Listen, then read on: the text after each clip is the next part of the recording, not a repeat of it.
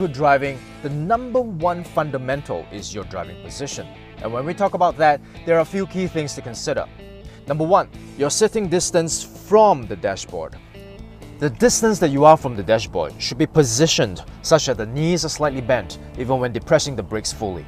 Because in event of a frontal collision, bended knees would cushion the impact, thus saving your legs. If you are seated too far back, your knees would lock up when you do an e-brake.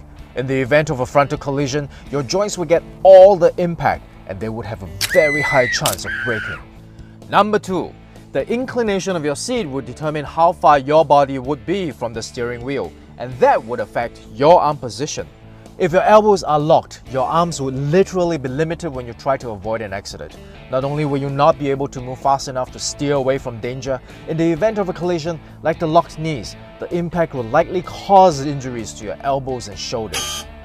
So the ideal position would be for your arms to be bent and in a relaxed position.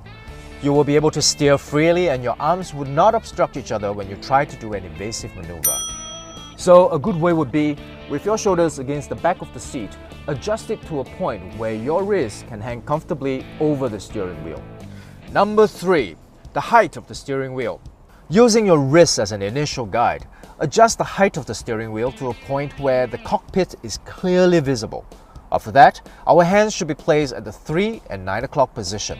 This allows us to have a maximum range of motion when turning the wheel. Number four, the height of the headrest.